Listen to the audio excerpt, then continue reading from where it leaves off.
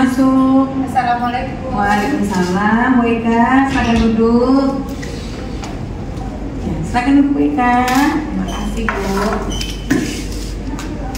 Ibu tidak masuk kelas? Tidak Bu, kebetulan sekarang anak-anak sedang belajar pemilihan agama. Oh baik, kita bahas rencana pembelajaran MIPA besok ya. Saya dengar nih, Ibu memilih project based learning untuk materi fotosintesis. Bisa Ibu ceritakan mengapa memilih model itu? Betul Bu, saya ingin siswa mengalami langsung proses pembelajaran, bukan hanya sekedar mendengar penjelasan. Dengan PJBL, anak-anak bisa mengalami fenomena, lalu membuat proyek mini greenhouse untuk melihat bagaimana cahaya berpengaruh pada pertumbuhan tanaman. Saya berharap ini mendorong pemahaman konseptual yang lebih mendalam Bu. Wah, sangat baik. Lalu, metode apa yang digunakan dalam pelaksanaannya? Ada beberapa metode yang saya kombinasikan rencananya Bu. Yang pertama, eksperimen sederhana untuk memberikan pengalaman langsung. Yang kedua, diskusi kelompok supaya anak-anak saling bertukar ide dan berkolaborasi. Yang ketiga, refleksi bersama agar mereka mampu mengkaitkan pengalaman dengan kehidupan nyata. Oh, baik. Tepat sekali Bu. Jadi level belajarnya tidak berhenti pada mengingat, tetapi sampai ke menghubungkan ya, dan menggunakan juga. Kemudian bagaimana Ibu memfasilitasi agar siswa benar-benar aktif gitu? Saya akan menggunakan pertanyaan pemantik seperti mengapa tanaman bisa layu tanpa cahaya? Pertanyaan ini memicu rasa ingin tahu. Saat proyek berlangsung, saya lebih berperan sebagai fasilitator dengan cara berkeliling dan memberikan arahan jika ada kelompok yang bingung dan memastikan semua anak mendapat peran. Ya, bagus sekali. Itu sesuai dengan prinsip pembelajaran dalam ya.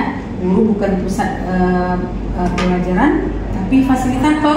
Bagaimana dengan refleksi nanti? Setelah proyek selesai, setiap kelompok akan mempresentasikan hasilnya.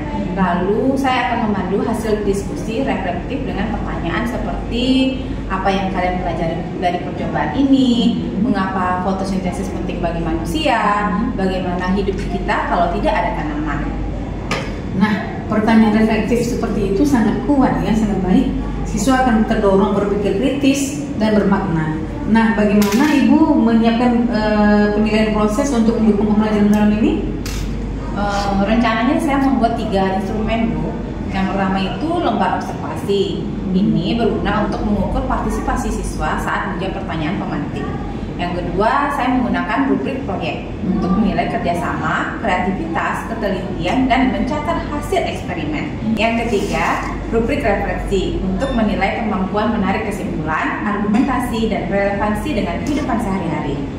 Wah, lengkap sekali. Jadi penilaian tidak hanya berhasil ya Bu ya, tapi juga proses dan sikap. Itu kunci pembelajaran dalam. Betul Bu, harapan saya siswa tidak hanya memahami teori, tapi juga menyadari bahwa tanaman punya peran vital dalam kehidupan manusia. Luar biasa Bu Eka, dengan desain pembelajaran seperti ini, siswa akan mendapatkan pengalaman belajar yang utuh, memahami, mengaplikasi, dan juga merefleksi. Jangan khawatir, saya akan mencatat aspek-aspek itu saat observasi besok ya. Terima kasih Bu, penjelasan ini membuat saya lebih mantap dan tidak terlalu gugup lagi. Ya, sama-sama. Ingat, observasi ini bukan beban ya Bu Eka ya, tapi kesempatan belajar bersama. Semangat ya. Insya Allah Bu, saya siap. Baik Bu Eka, terima kasih sudah melaksanakan pembelajaran IPA tadi ya Bu ya. Sekarang kita masuk ke sesi refleksi pasca observasi. Tujuannya bukan untuk menilai saja, tapi untuk belajar bersama ya Bu. Ibu siap? Insya Allah siap Bu. Ya, bagus sekali. Saya senang melihat energi Ibu yang semangat di kelas ya Bu ya. Mari kita mulai dengan meninjau kembali tujuan pembelajaran yang sudah Ibu tetapkan. Menurut Ibu, nah, apakah tujuan pembelajaran hari ini yaitu memahami proses fotosintesis dan pentingnya bagi kehidupan sudah tercapai Bu? Alhamdulillah sebagian besar sudah Bu. Anak-anak bisa menjelaskan kembali proses fotosintesis dengan kata-kata mereka. Walaupun ada yang masih bingung tentang peran cahaya dalam fotosintesis. Menarik. Bisa Ibu ceritakan lebih detail lagi bagian mana dari proses fotosintesis yang paling banyak dipahami anak dan bagian mana yang justru membuat mereka bingung? Anak-anak cepat paham ketika membicarakan daun dan air karena itu dekat dengan keseharian mereka. Namun mereka agak kesulitan Bu membayangkan peran cahaya sebagai energi. Baik, jadi permasalahannya terletak pada konsep abstrak tentang energi cahaya Ibu ya. Apa nih strategi Bu Eka untuk bisa membantu siswa lebih mudah memahami hal ini secara konkretnya itu? Saya akan menyiapkan video pembelajaran animasi tentang fotosintesis untuk diputar ulang di rumah sehingga anak bisa melihat gambaran nyata. Selain itu, saya juga akan membuat analogi sederhana, misalnya cahaya seperti bahan bakar untuk dapur tumbuhan. Wah, bagus sekali. Penggunaan analogi akan sangat membantu anak dalam berpikir konkret. Kalau begitu nih Bu, menurut Ibu Eka, bagian mana dari aktivitas tadi yang paling berhasil? Saya rasa Bu saat melakukan eksperimen mini greenhouse, di mana di sana anak-anak sangat aktif sekali. Mereka berdiskusi, mencatat, dan bahkan ada yang membandingkan tanaman terkena cahaya matahari dengan yang tidak. Kolaborasi pun berjalan dengan baik. Betul, saya pun melihat antusiasme tinggi. Apa yang menurut Ibu membuat kegiatan eksperimen itu begitu menarik bagi anak-anak? Kalau menurut saya, hal ini karena mereka bisa melihat langsung perbedaan hasil.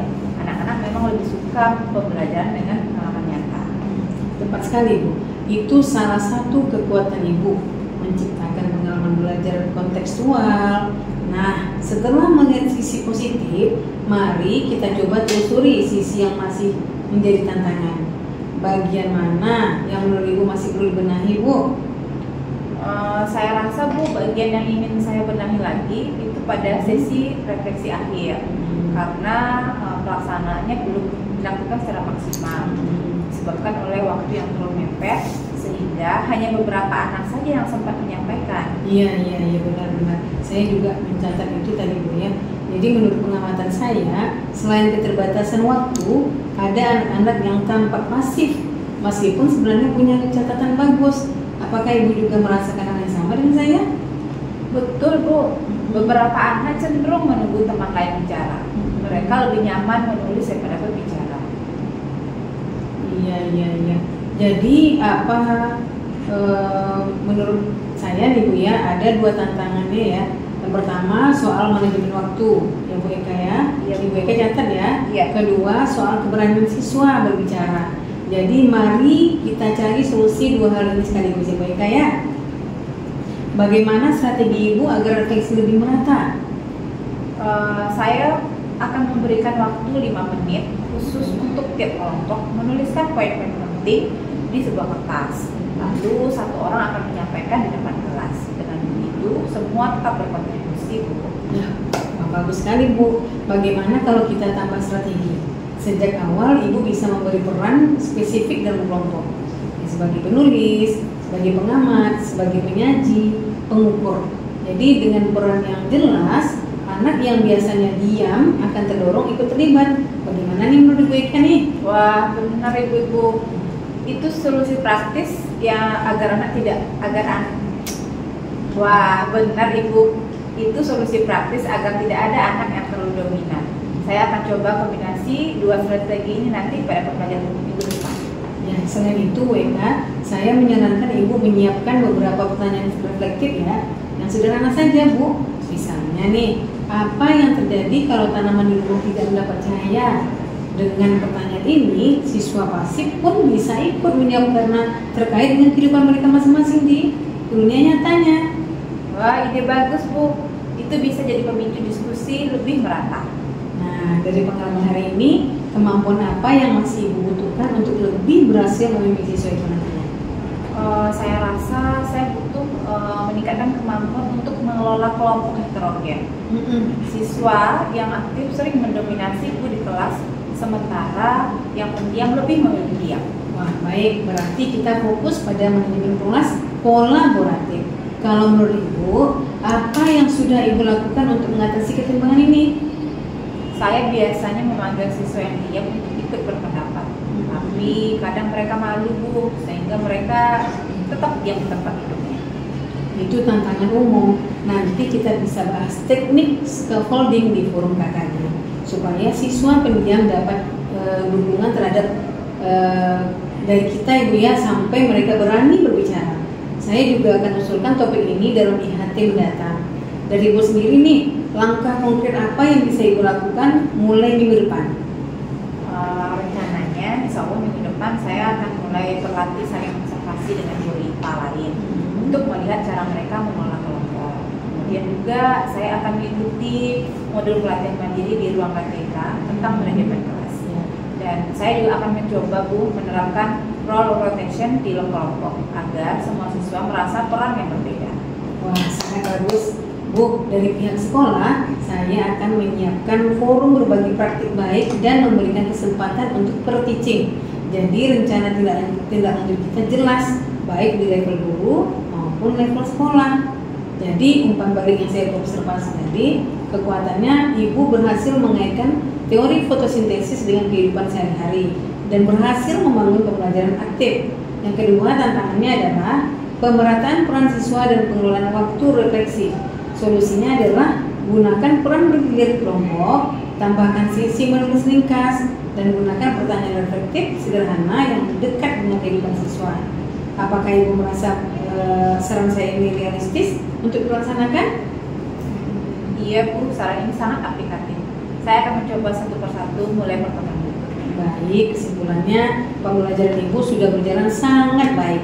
Siswa Ibu juga aktif, eksperimen menarik, dan ada refleksinya. Hal yang bisa ditingkatkan adalah manajemen peran siswa dan waktu refleksi. Saya yakin dengan strategi tadi, kualitas pembelajaran Ibu akan semakin meningkat. Terima kasih banyak Bu, masukan ini sangat berharga bagi saya. Sama-sama Bu Eka. Ingat, observasi bukan menjadi kesalahan, melainkan sarana tumbuh bersama. Saya bangga melihat Ibu semakin belajar begini. Insya Allah Bu, saya siap memperbaiki dan mencoba strategi baru.